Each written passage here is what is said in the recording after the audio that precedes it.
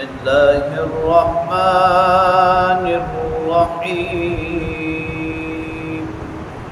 ولا تأكلوا أموالكم بينكم بالباطل وتدلوا بها إلى الحكام لتأكلوا فريقا من أموال الناس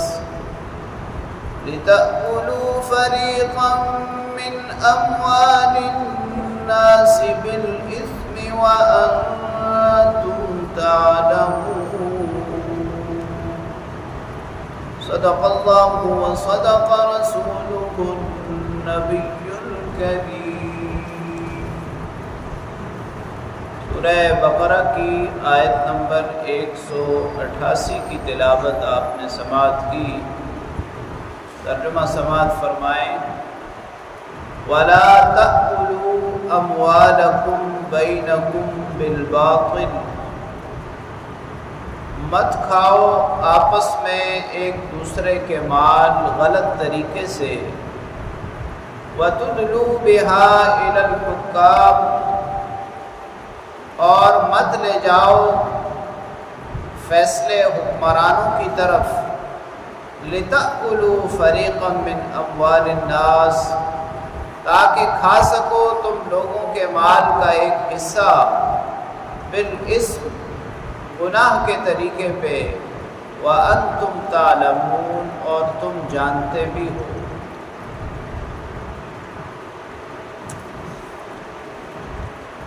اس آیت کریمہ میں حلال کی ترغیب دی جا رہی ہے اور حرام سے دور کیا جا رہا ہے کہ آپس میں ایک دوسرے کے مال باطل طریقے سے، غلط طریقے سے مت کھاؤ۔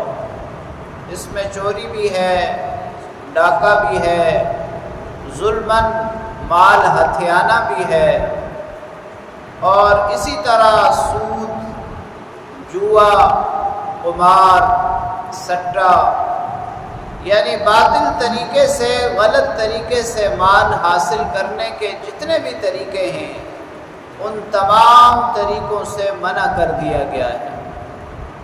صرف حلال طریقے سے حق ہونے کی صورت میں ہی مال حاصل کیا جائے اور کھایا جائے۔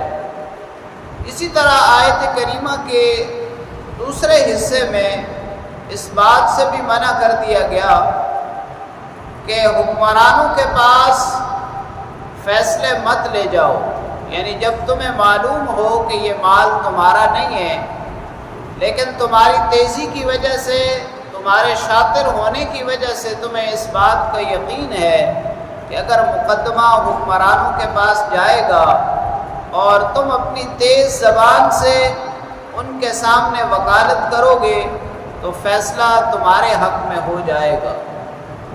ایسا کرنے سے کسی دوسرے کا مال تمہارے لیے حلال نہیں ہوتا، بلکہ یہ ظلم ہے، ناانصافی ہے اور گناہ ہے۔ اگر تم جان بوجھ کر مقدمہ صرف اس لیے حکمرانوں کے پاس لے جا رہے ہو کہ وہاں جا کر اپنے حق میں فیصلہ کرا لو گے، اور حقیقت یہ ہے کہ تم بھی جانتے ہو کہ یہ فیصلہ تمہارے حق میں نہیں ہے، بلکہ جس شخص کا مال ہے اسی کے حق میں ہونا چاہیے۔ اس صورت میں بھی سخت گناہ اور اللہ رب العالمین کی ناراضگی کا ذریعہ ہے۔ نبی پاک صلی اللہ علیہ وسلم نے خاص طور پر خبردار کیا کہ جب تمہیں معلوم ہو کہ حق کسی دوسرے کا ہے اور تم میرے سامنے اپنے باتوں کی وجہ سے وہ حق اپنی طرف کھینچ لو، تو یاد رکھو اس فیصلے کی وجہ سے وہ مال اس شخص کے لیے جائز نہیں ہو جاتا جس شخص کے لیے فیصلہ ہو۔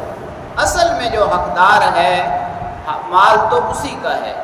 اللہ کریم سے دعا ہے اللہ رب العالمین ہمیں تمام مالی بے ضابطگیوں سے بچنے کی توفیق نصیب فرمائے اور حلال و طیب رزق نصیب فرمائے۔